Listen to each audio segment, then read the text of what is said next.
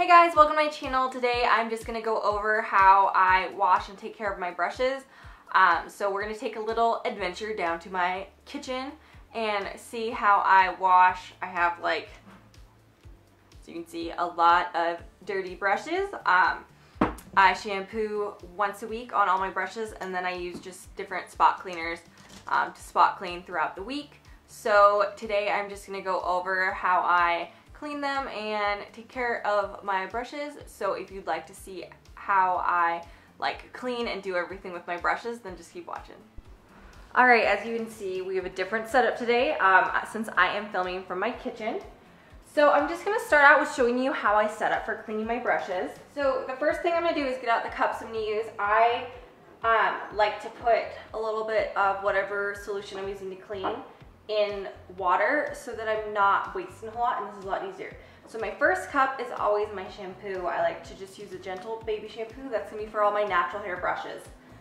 Then I use one of this soap. That's going to be for my synthetic brushes, and my last one just has rubbing alcohol in it. So it's going to be for stud-burn brushes, or if I was going to sanitize all of them. So I've got all these 3 cups together.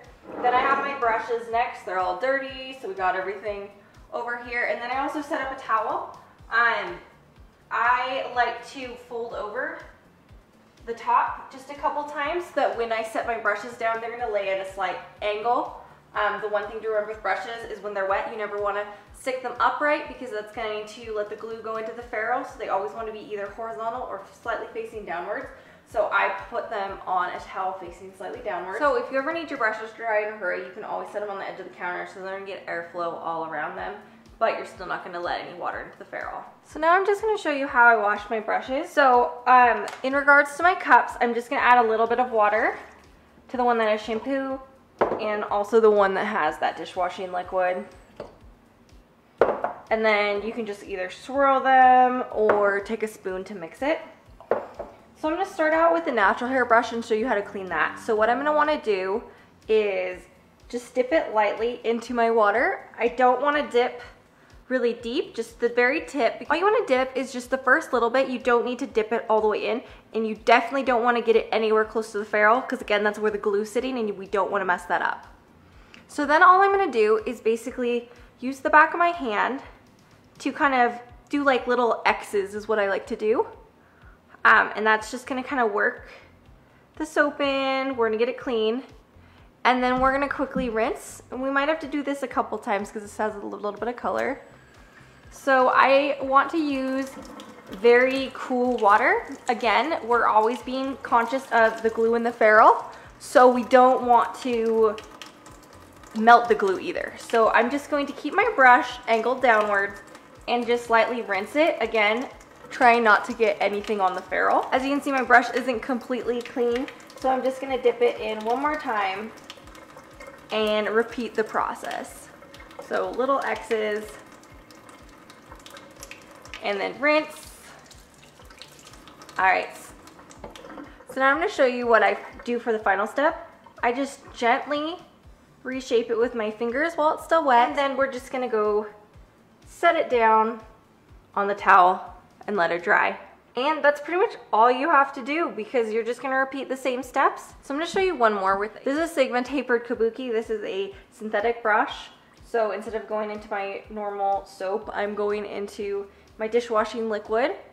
And again, we're gonna do that same type of motions.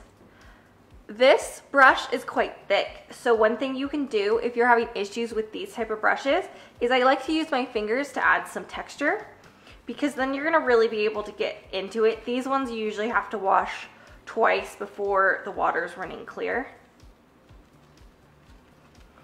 So we lathered up some soap, and then we're just gonna rinse.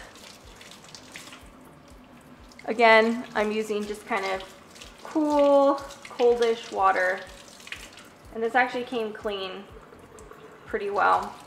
You just wanna make sure that you do rinse it really well. I use my fingers a little bit just to make sure that I'm working the brush because I don't want to leave any soap in that either. And then just gently reshape. If these ones that are thicker are giving you a lot of grief, sometimes I will just lightly kind of stroke the bottom of the cup. When I have the one with alcohol in it, I don't put a lot. And that can also sometimes help loosen up any stubborn, stuck-on foundation. And then again, I'm just gonna set it on my towel to dry. Lastly, I'm gonna show you a lip brush just because I do that slightly different. So lip brushes can sometimes give you grief just because it's so waxy. So what I like to do with lip brushes is I take a little bit of olive oil and just take, oh, that was way too much. So as you can see, you only need like a drop or two. This is way more than you need. And then I'm just going to kind of stroke the brush back and forth. And as you can see how it's pulling the color out. So you can use an oil to help get the really stubborn things. I don't like to do this on all my brushes. I know some people do. Personally, I find that it changes the textures of them and I have a hard time getting all the oil out. So I only do this with lip brushes. And then I'll just kind of rinse my hand off, rinse the brush off, and then use the dishwashing liquid and go as I normally would do. So just really work that so it's gonna get nice and clean. If you're still having trouble, again, using a little bit of alcohol can definitely help you get the stubborn bits off. And once you feel like that's clean, then set it on your towel to go. And that's pretty much all there is to it. So that's how I wash, dry, and shampoo my brushes. I hope you enjoyed this and you learned something new. If you did, please like and subscribe. I will also link my social media at my blog at the end of the post, as well in the down box below. Pretty much Rebecca Shores MUA on everything, so if you like search that, you'll probably find me. Anyhow, I hope you enjoyed this and I'll see you guys again soon.